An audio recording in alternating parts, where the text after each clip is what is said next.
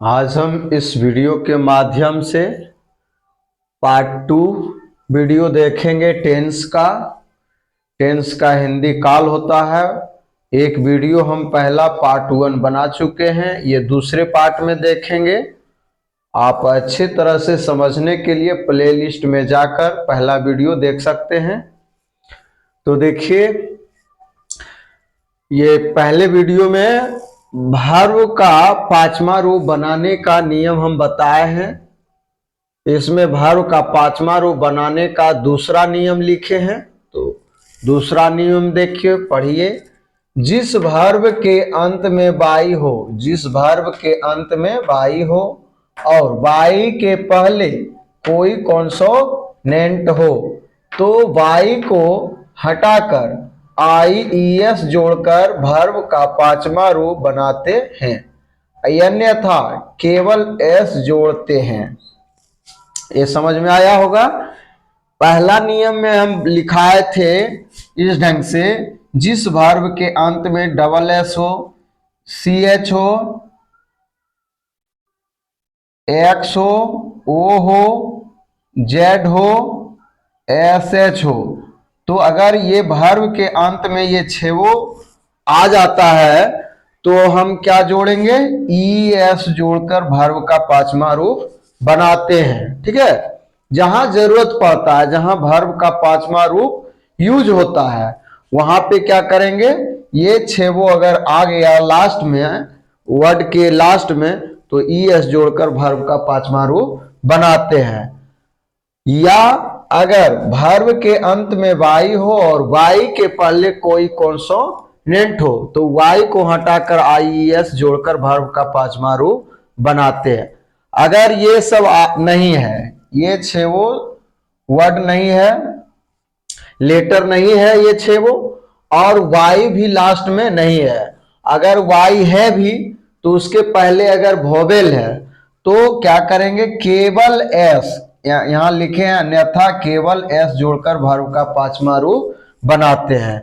हम एग्जाम्पल लिए हैं, देखिए, V1 हुआ, V5 हुआ।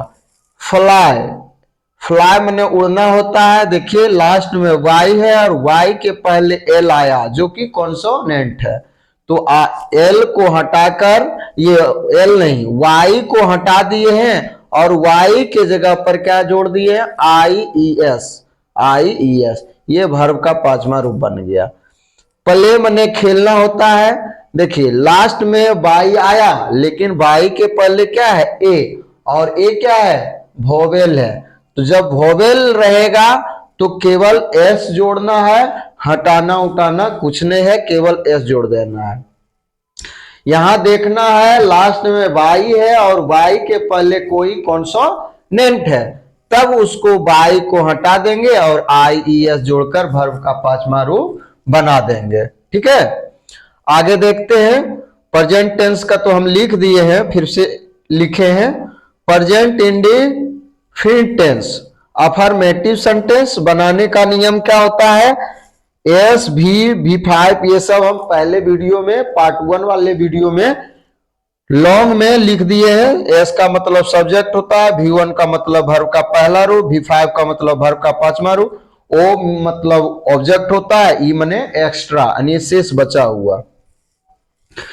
अब देखिए, ये बनाने का नियम हो गया। अब किसके साथ V1 लगता है, किसके साथ V5 लगता है, तो यहां देखिए हम लिख दे हैं, I, V, U, they plural number के साथ वर्ब का पहला रूप यूज होता है। He, she, it, name singular number के साथ वर्ब का पांचवा रूप का प्रयोग होता है। एग्जाम्पल लिए एक, राजू आम खाता है।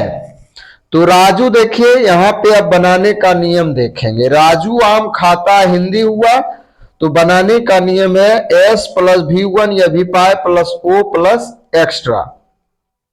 तो पहले आता है S यानी सब्जेक्ट। तो सब्जेक्ट कौन है, खाने का काम कौन करता है, राजू, तो राजू सब्जेक्ट हो गया, इसका काम हो गया। अब V1 या लगेगा या V5, तो देखिए हम यहां लिख दिए ही, सी, इट, नेम, नेम आ गया, तो नेम के साथ वर्ब का पांचवा रूप लगेगा, नेम के साथ क्या लगेगा, वर्ब का पांचवा रूप। तो खाना, यहां पे वर्ब है कौन, पहले तो वर्ब को पहचानेंगे। तो वर्ब यहां आया खाना, ये भी लिखा दिए हैं, जिसके अंत में ना सेट हो जाए वो वर्ब कहलाता है।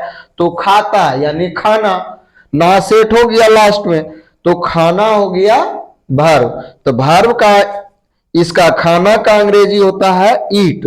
तो ईट का वर्ब का पांचवा रूप अगर बनाएंगे, ईट का पांचवा रूप, तो इसमें क्या है, ना तो वाई है और ना तो ये छेवो है, तो केवल क्या करेंगे, एस जोड़कर वर्ब का पांचवा रूप बनाएंगे। तो सब्जेक्ट हो गया, V5 हो गया। अब क्या बचा, ऑब्जेक्ट। ऑब्जेक्ट कौन है, खाने का प्रभाव किस पर पड़ रहा है, आम पर, तो आम हो गया ऑब्जेक्ट। तो एक बार में कितना आम खाएगा, एक आम खाएगा। यहां हिंदी में एक नहीं है, लेकिन इंग्लिश में ए लिखना जरूरी है। अगर एक काम करता है, एक आम खाता है, तो ए मैंगो देना जरूरी है। तो इसका अंग्रेजी क्या हो जाएगा, translation, Raju eats a mango. दूसरा देखिए, तुम बाजार जाते हो, तो यहां सब्जेक्ट कौन है, तुम, तो तुम का यू हो गया। और ये वर्ब क्या है, जाना, तो जाना का अंग्रेजी गो होता है। इसमें देखिए यू के साथ V1 है, तो केवल इसका जो जाना का मीनिंग होता है वही लिख देंगे, जाना का मीनिंग गो है, गो लिख दिए। अब देखिए ऑब्जेक्ट इसमें नहीं है, ऑब्जेक्ट इसमें नहीं है, ये बाजार क्या है, एक्स्ट्रा वर्ड है, क्या है, एक्स्ट्रा वर्ड। तो जाने में टू का प्रयोग होता है, जाने में कहीं अगर जा रहा है तो उसके पहले टू का प्रयोग करेंगे, अगर आ रहा है तो फ्रॉम, जुदाई में फ्रॉम और जाने में टू, तो हो जाएगा यू गो टू मार्केट। अब देखिए दूसरा, निगेटिव सेंटेंस, नकारात्मक बात। इसका बनाने का नियम है एस प्लस डू या does plus not plus V1 plus object plus extra. देखिए जब डू या डज का प्रयोग हो, डू या डज का प्रयोग हो, तो वर्ब का हमेशा पहला रूप यूज करेंगे, हमेशा वर्ब का पहला रूप यूज होगा। अब देखिए दो बात आ गया, डू या डज, तो डू कहां देंगे, डज कहां देंगे, तो जिसके साथ V1 लगता है, जिसके साथ V1 लगता है उसके साथ डू लगाएंगे, और जिसके साथ V5 लगता है उसके साथ हम डज लगाएंगे। ये याद कर लेना है कि जिसके साथ V1 लगता है उसके साथ डू लगेगा, जिसके साथ V5 लगता है उसके साथ डज लगेगा। तो कहता है देखिए एग्जाम्पल में, रामू पत्र नहीं लिखता है, तो यहां सब्जेक्ट कौन हुआ, रामू, तो रामू लिख दिए। रामू के साथ डू लगेगा कि डज, तो डज लगेगा, नाम है तो डज लगेगा, तो डज लगा दिए, नोट है तो नोट लगा दिए। अब देखिए V1, तो यहां वर्ब कौन है, लिखना, लिखना का अंग्रेजी होता है राइट, राइट लिख दिए। एक बार में अब ऑब्जेक्ट आया, तो ऑब्जेक्ट कौन है, पत्र है, एक बार में कितना पत्र लिखेगा, एक लिखेगा, इसलिए यहां लिखे ए लेटर।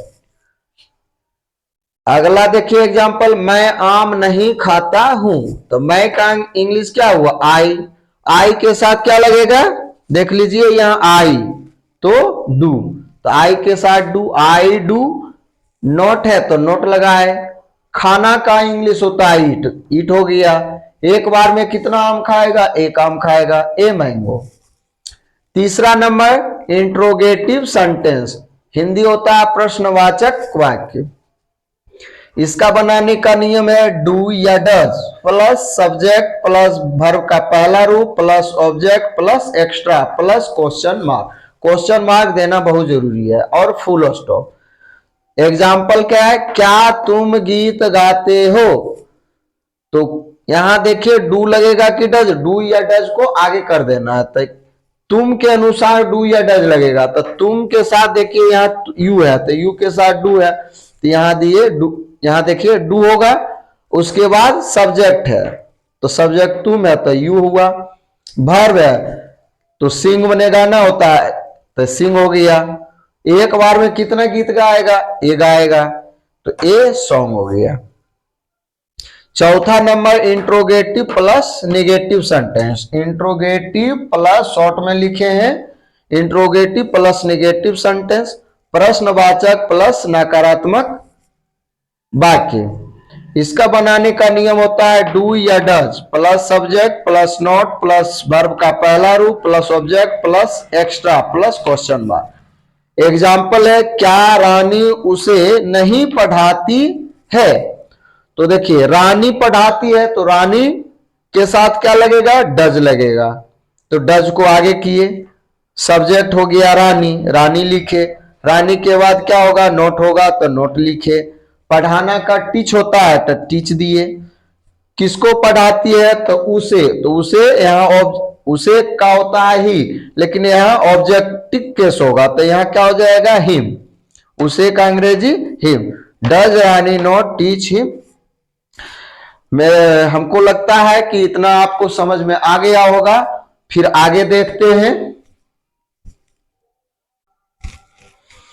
अब देखेंगे दूसरा टेंस, प्रेजेंट इम्परफेक्ट टेंस। इसी का 3 नाम है, इम्परफेक्ट टेंस कहिए या कंटिन्यूअस टेंस कहिए या प्रोग्रेसिव टेंस।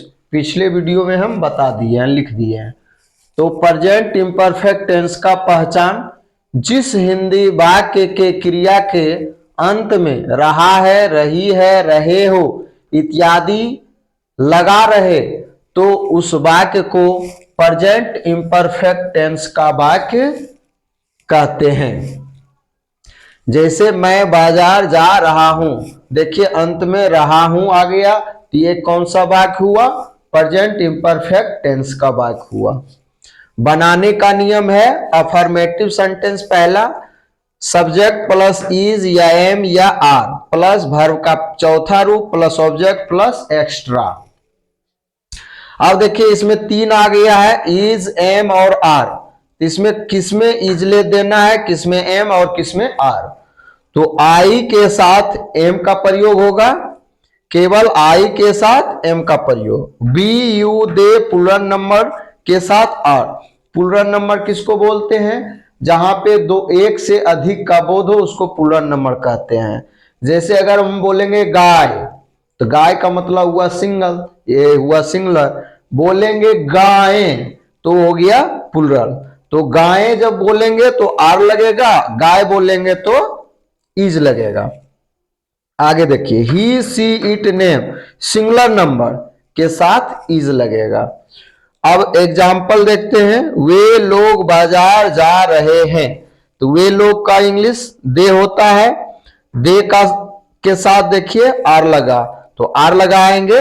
ये बनाने का नियम देखेंगे, सब्जेक्ट है दे, उसके बाद इज एम आर में क्या लगेगा? आर लगेगा दे के साथ।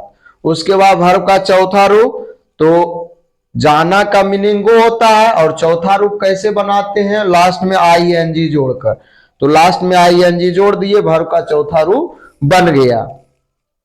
कहां जाता है? मार्केट, तो टू मार्केट। मैं खा रहा हूं, तो मैं का इंग्लिश, मैं सब्जेक्ट हुआ, सब्जेक्ट का ये मैं का हो गया अंग्रेजी आई, आई हुआ। आई के साथ एम लगता है तो एम दिए। खाना का मीनिंग ईट होता है, ईट दिए। वर्ब का चौथा रूप है, आई एन जी जोड़ दिए, वर्ब का चौथा रूप बन गया। अब देखते हैं निगेटिव सेंटेंस। निगेटिव सेंटेंस बनाने का नियम है, सब्जेक्ट प्लस इज या एम या are plus not plus verb का चौथा रूप plus object plus extra.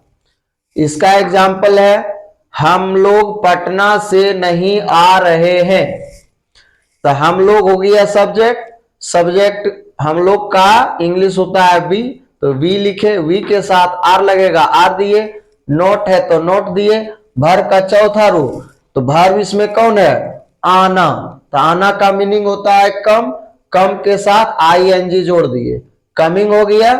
Object इसमें नहीं है, वो आ रहा है, तो आने में क्या बोले? फ्रॉम लगता है। जाने में टू, तो फ्रॉम पटना। कहां से आता है? पटना से, तो फ्रॉम पटना। इंट्रोगेटिव सेंटेंस प्रश्नवाचक वाक्य।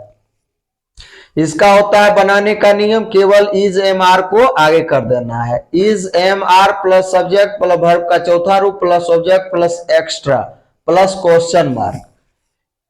एग्जाम्पल देखिए, क्या मेरा भाई किताब पढ़ रहा है, तो देखिए इज एम आर पहले लगेगा, तो मेरा भाई सिंगुलर है, सिंगुलर के साथ इज लगेगा तो इज हुआ।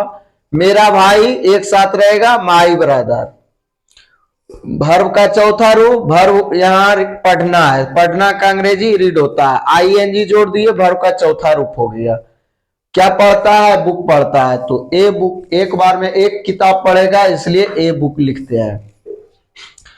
इंट्रोगेटिव प्लस नेगेटिव सेंटेंस, प्रश्नवाचक प्लस नकारात्मक वाक्य। इसमें बनाने का नियम है is am are plus subject plus not plus verb का चौथा रूप plus object plus extra plus question mark. Example देखिए, क्या गाय घास नहीं चरती है? तो गाय है, सिंगुलर है, तो is the cow. Is guy क्या है? जातिवाचक है, इसके पहले द का प्रयोग कर दे, इज द काउ। उसके बाद नोट है, नोट दिए। वर्ब इसमें चरना है, चरना का अंग्रेजी ग्रेज होता है, आईएनजी जोड़ दिए, वर्ब का चौथा रूप बन गया। क्या चरती है? घास, तो ग्रास हो गया। क्वेश्चन मार्क लगा दिए। क्या सीता की सहेली मेरे पास नहीं आ रही है? तो सीता की सहेली सिंगुलर है, तो इसलिए इज लगा है सीता की सहेली के साथ इज। और यहां पोस्ट्रोफी एस का मतलब का के की होता है। सीताज, इसको पढ़ेंगे is Sita's friend, sorry S नहीं लगेगा, एक के सहेली है, इज सीताज फ्रेंड। उसके बाद नोट है, तो नोट दिए। आना का मीनिंग होता है, वर्ब है आना, आना, तो कमिंग हो गया वर्ब का चौथा रूप। और किसके पास आता है? तो मेरे पास, टू मी, मेरे पास नहीं आती है, तो टू मी। ये दो टेंस आपका समाप्त हुआ। हम तीसरा नेक्स्ट वीडियो में देखेंगे। वीडियो अगर आपको पसंद आए, समझ में आए, तो इसको लाइक और सब्सक्राइब कीजिए। अगर समझ में ना आए तो कमेंट कीजिए। Thank you. और एक वीडियो हम ऐसा बनाएंगे जिसमें कि पूरा टेंस रहेगा। पहले हम पार्ट बाय पार्ट बना देते हैं, उसके बाद एक वीडियो में पूरा टेंस का वीडियो एक ही वीडियो में देंगे। Thank you.